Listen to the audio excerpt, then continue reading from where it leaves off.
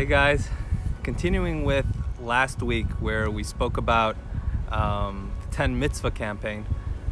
This week we're focusing on Bayit Malei Sfarim, getting Jewish books in the house. You know, you can tell a lot about a person by their bookshelf. What are they into? What are they interested in? What are they reading?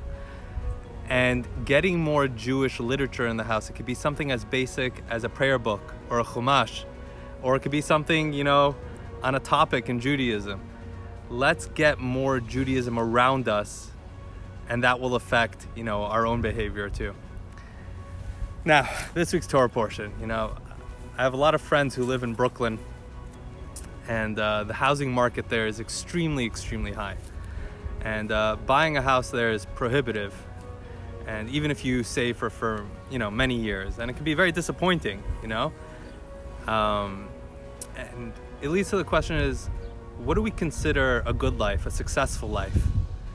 And how do we deal with disappointment when life doesn't give us everything we had hoped for? And for some people, it might be a house, or it might be a certain job, or a relationship, a life partner. It's that aspect in life that we're missing that affects the joy in other parts of our life. The Talmud says you have to be present in the here and now. Circumstances don't create us, it's what we do when we're in those circumstances. In this week's Torah portion, Parshat Pinchas, one of the things in there is appropriating the land of Israel, splitting it up amongst the tribes, and it was done by lottery. The tribe was picked out of a hat and then its portion.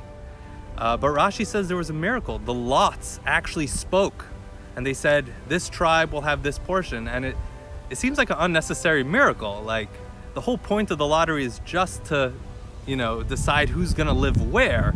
It doesn't seem like a miracle is necessary for this particular purpose. But I read something that was very interesting on this. The whole concept of settling and conquering the land of Israel is all a metaphor also for our own personal lives. We're each given a task. Every person has a mission in this world. We're each given a piece in this world that we are meant to transform. God sent us here. Every single person has their own unique mission and task to complete. And there are many steps to completing that task. And some just are a means to an end and, insignificant or small. But there's no such thing as a small detail when we're talking about such a huge mission as transforming the world. And that's why the lottery, even though it just seemed like it was just to split up the land, that little detail played a huge part, because it's all part of the overall mission of transforming the world around us and making it more godly. And so many times when we find ourselves in life and we look around and we say, I'd be so much better off if X, Y, and Z, if I had this job, if I was there. You may be right. But what we have to remember is that where we are right now, that's where we need to be focused on. It could very well be that in order to get to where you want to go, you have to first complete everything you can where you are right now. There's still more left to accomplish, and that's why you are where you are.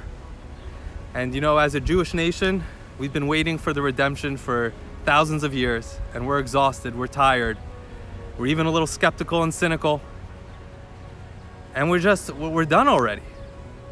But if we are still here, that means there's still something left to do. It might be one thing, but there's still something left to accomplish where we are right now, and that's what we have to be focused on to get to the next point. Shabbat Shalom.